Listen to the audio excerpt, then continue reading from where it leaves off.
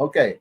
So itong paksa natin ngayon sa 69th episode naman ay i-identify natin ngayon yung mga chronic diseases na itinakda ngayon ng mainstream na sistemang pangkalusugan na ito ay hindi na gagaling. Ano? Meron akong data rito na ipapakita, mga kalokar. Bago tayo magtalakay ng tuluyan, ay babanggitin ko dito ang definition. No? Sinubukan kong i-Google kung ano ang definition na ibibigay ng Google hinggil sa chronic disease. No? So lumitaw ito ang unang-unang lumitaw doon sa layer ng information ni Google. Ano? Ang sabi niya, ang chronic disease is a disease or condition that usually lasts for 3 months or longer and may get worse over time. Chronic diseases tend to occur in older adults and can usually be controlled but not cured. Ikuan ko yan, ulitin ko yan. Ano? Ang chronic diseases daw tend to occur in older adults and can usually be controlled but not cured. So hindi nila maku-cure, no? They can only manage, they can only control, but they cannot cure. Okay, yun ang kanilang definisyon, ano? The most common types of chronic disease are cancer, heart disease, stroke, diabetes, and arthritis. Itong ganitong definisyon, mga kalokar, ay definisyon ito ng Nutrition Cancer Institute. Ang ito nasa ilalim nito, yun ang datos nila, no? Okay. So malinaw mga kalokar na ang binabanggit ngayon ito ay nasa mainstream institution ng public healthcare system, ano? Okay, i-check ko lamang din dito sa at sinasabi nila na ito ay makokontrol lamang nila pero hindi nila mako-cure.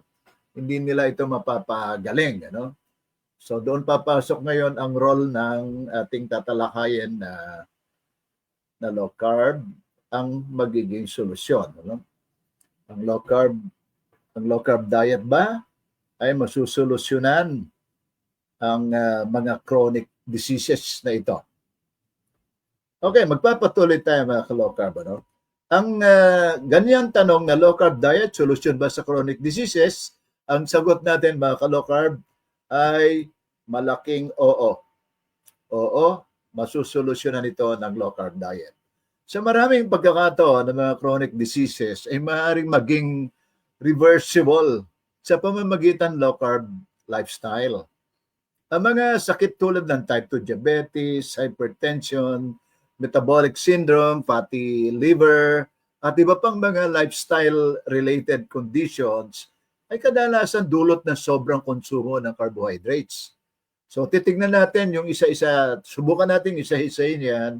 Meron akong inihanay dito ng mga 10 chronic diseases na maaaring i-reverse ito ng low carb diet program natin. At kasabay nito, eventually, after ng isang period of time, ay lalaya na tayo doon sa pag-inom ng mga maintenance na itinakda ng mga doktor na habang buhay na iinumin. No? So unahin natin ang mga chronic diseases na maaaring ma-reverse sa low carb lifestyle. At magbibigay din tayo ng estimate na gaano katagal ito. No? So unahin natin yung type 2 diabetes. Ang type 2 diabetes ay maaaring ma-reverse ang condition na ito mula sa 3 buwan hanggang sa 1 taon. Yung pagitan na yan, ano? Ang ibig sabihin nito ay sa katunayan, sa unang buwan pa lamang ay makakaranas ang mga dumaranas ng type 2 diabetes ng pagiging ma-stabilize ang kanilang fasting blood sugar, no? Ang kanilang blood sugar ay mano-normalize, not lower than 100, you know? So mano-normalize na yan.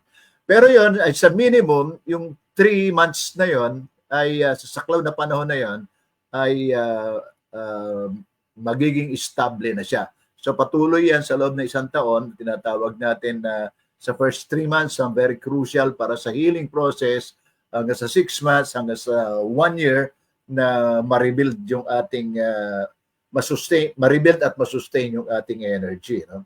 Bakit? Paano ito mangyayari? No? Sapagkat binabawasan natin ang carbohydrates, pag nabawasan ang carb na yan sa makatuwid, yung glucose intake natin ay mababawasan din, ano?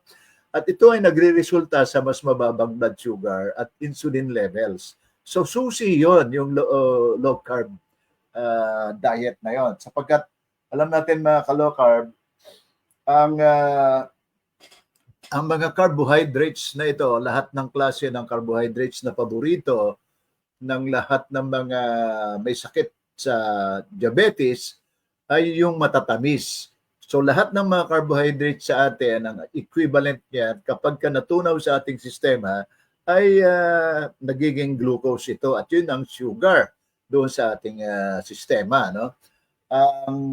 Ang kanin ay nako-convert yan into glucose, at yun yung sugar.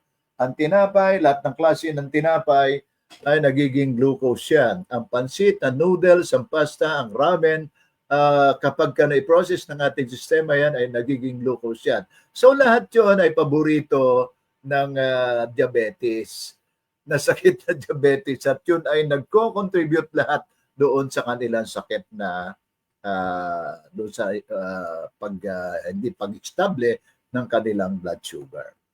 Okay. Ang insulin resistance ay maaaring unti-unting bumuti kapag nawala na, nabawasan natin itong carbohydrates na ito. At kasabay nito, ang pagbawas ng carbohydrates ay kasunod nito ay bababa rin ang ating timbang, at kapag nagpapatuloy ang ating practice dito ay mapapabuti, no? Yung insulin resistance ay gaganda ang kalagayan ng ating sitwasyon. Siyempre, ang improvement ng ganitong pag-practice natin ng low carb ay nagdedepende ito sa tagal ng pagkakasakit at disiplina sa pagkain. Ano? Ang mga nagpa-practice ng low carb kasi, karaniwan ay ganito, nakakaranas ng tinatawag nilang keto flu sa unang 2 linggo, at hindi nila mapaglabanan ang muling pagkain ng mga paborito nilang mga carbohydrates, including sweets. You know? So ang tinatawag nila doon ay mga nadadapa. No? So kapag nadadapa sila ay bumabangon at pinagpapatuloy ang pag-low carb. No? So sa mga ganoon, depende sa disiplina ng mga pasyente, ay on the average 3 months ay marireverse na ang kanyang sakit. Ang pinakamatagal dyan ay 1 taon. No? Siguro to some extent, mahigit sa 1 taon, meron din. Depende yon. Kung halimbawa, mga 30 years ka na merong diabetes, ano? Ang yung lubha ng ganitong sakit, mga ka-low carb, ay 2 factor kasi ito, no? Yung environmental ay mula yun sa kinakain natin na hindi wasto na paraan ng pagkain, at yung genetic, no? Kung yung 2 factor na yon ay umiiral sa atin, yun yung mas matagal ang process ng healing. Pero wala sa genetic, wala sa inyong lahi, nagkaroon ka bigla ng diabetes, yun ay sa pamamagitan ng lifestyle mo nakuha, yun mas madali yon. Mas madali ang healing process nun. So, ang ating binabanggit dito, mga ka-low carb, yung type 2 diabetes na mayroong halos 5 milyong Pilipino ang dumaranas nito sa kasalukuyan, ang sinasabi ng mainstream healthcare system ay hindi na nila kayang i-cure ito. So nagbibigay sila ng iba't ibang mga maintenance katulad ng metformin at iba pa, nakahanda yung kanilang insulin na pang-inject at iba pang mga gamot para sa pag-control lamang ang maibibigay nila sa pasyente, control ng blood sugar. Ngayon sa atin, iisa lamang ang ating paraan, mga ka-low-carb. Ano? Idinidiin natin uli ito. Mag-change ng lifestyle at kumain lamang ng mababa sa carbohydrates. Ang ipapalit natin dito, carb, ay walang iba kundi ang nutrient-dense na pagkain. Ang tawag natin dito sa nutrient-dense na pagkain ay kabilang dyan ang karne. Ang lahat ng klase ng karne, mga ka-low carb, mga taga-subaybay, ay maaaring kainin natin. Ano? Ay walang katotohanan ang mga natutunan natin at pinapayo ng iba pang mga doktor at mga institusyon na nakagisnan natin na huwag kumain ng madalas ng karne o ng taba ng karne ng hayop sapagkat ito ay nakakapagpalupa sa atin. So yun yung pangunahin nating kailangang unawain at